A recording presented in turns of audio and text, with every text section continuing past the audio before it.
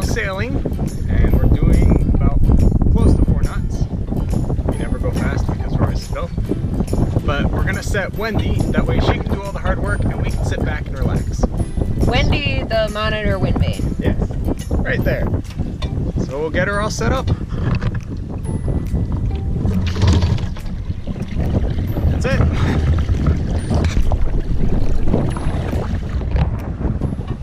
If anybody likes Jane Austen style writing, I definitely recommend this book. I cannot put it down. It is so good. Sense and Sensibility by Jane Austen.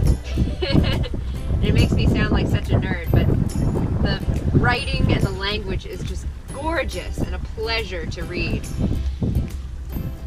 I had the pleasure of hearing it at Mr. Palmer's, where I had been dining. Oh, you did? Well, and how do they all do at their house? How does Charlotte do? I warrant you she is a fine size by this time. Mrs. Palmer appeared quite well, and I am commissioned to tell you that you will certainly see her tomorrow.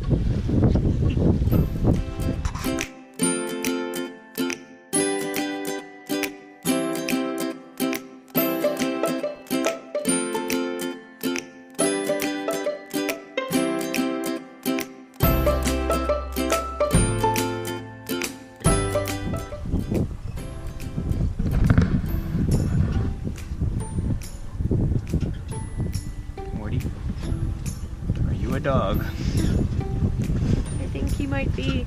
Yes. He is a cozy dog.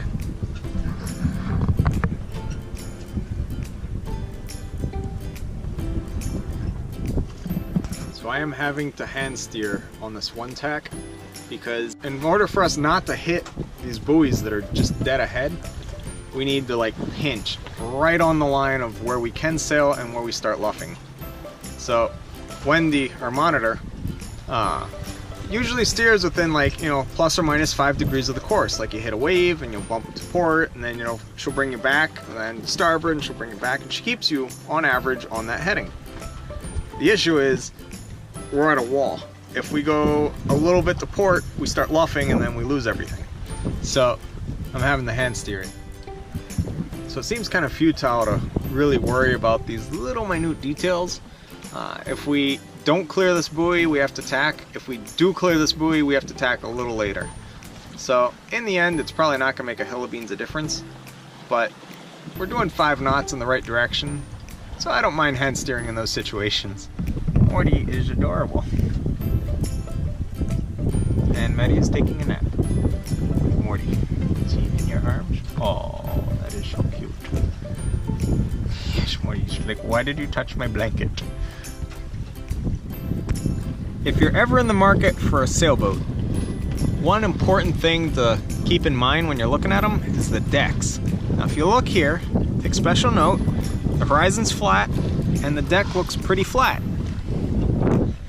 If we look down here at our inclinometer, you can see we're over between 5 to 10 degrees, nothing major.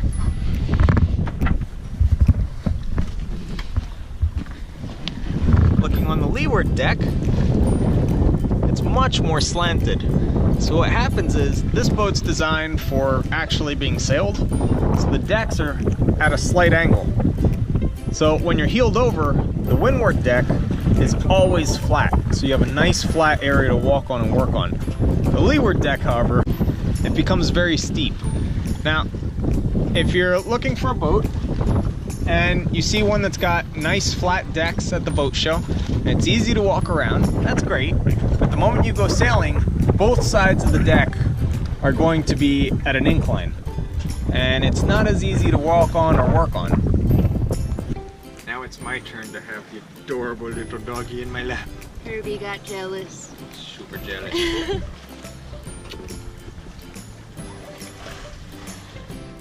It's cold. Windy. Morty thinks so too. And we plan to cross the Atlantic in the late fall, early winter. The North Atlantic. It's gonna be so cold. Yeah, we're gonna be wearing a lot of sweaters on that trip. So many sweaters. sweaters. Too many sweaters.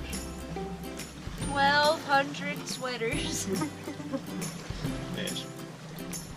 One thing that's been super nice about having Tooth 3 mounted on the deck is that we no longer have to worry about being like towing something and having to worry about the painter, which is the tow line, getting hooked on floats or buoys or anything. Like, it's just, we are our own little world and everything is either in or on us.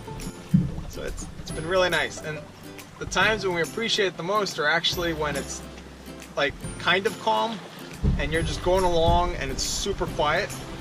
Because if you're towing a boat in that same situation and you hear this constant slap, slap, slap, slap the whole time.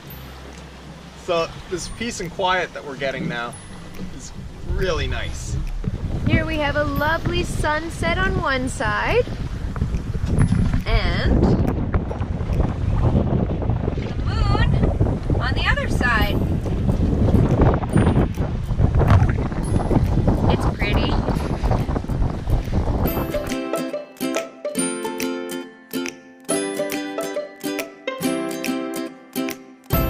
We just had a bit of a scare. A tugboat came directly at us and apparently was not paying attention because we do have our lights on, and we had to full throttle it and turn away from him, and he spotted us eventually and then did this like crazy veering away from us. So that was a thing. And we were out of the channel, so we were under sail, so we had right of way. Right. We were not in the channel. We're like, right now we're crossing the channel and I'm watching everyone because they have right of way now. Yeah, so that was a scare and we're done with it and it happened and now we're like freaked out. But it's all good. Luckily we were paying attention, or Herbie was paying attention. Yeah, you always keep an eye on lights on the horizon, spot which ones are navigation lights and which ones are like buildings or cars. Just watch the ones that are ships. Like right now we got one that I'm keeping an eye on. Yeah. So we're gonna find a place to anchor that is safe and protected from the winds.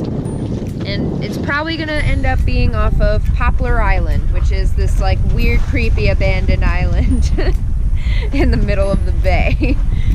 So that's our plan, and hopefully we'll be able to eat dinner soon because we are both starving. All right, so it's called pinching their stern. So while you're crossing a channel, if you see a big commercial ship, what you do is you just aim for his stern. So you want to go this way, he's over here. So as he's going that way, you simply aim down at him, and as he comes up, you then bring your heading up to where you actually want it to be. So the nice thing about that is you will always pass behind him. You don't have to worry about, will you make it in front of him? How close is he gonna get? Like, everything's fine. So this guy has now gone past our bow, so now I'm gonna start heading up towards him. And it's very safe to cross this channel. So we anchored, and it's pretty calm. So it's also really late, and I'm exhausted. So we're just making pasta. Nothing fancy, but I'm honestly just really psyched to get food in my tummy. And I think it's ready. Hard to tell with this weird gluten-free pasta. Next time on Sailing Wisdom, we anchor and row over to Calvert Cliffs, where we explore and search for fossils on the beach. And then we continue our sail to Solomon's Island. Thanks so much for watching. And if you want to become a sailing buddy, you can click the link down below to our Patreon account. Don't forget to like this video and subscribe to our channel. And when you click subscribe, make sure you click on the little bell in the annotation. That way you get notifications as soon as our next video is uploaded. Thanks so much.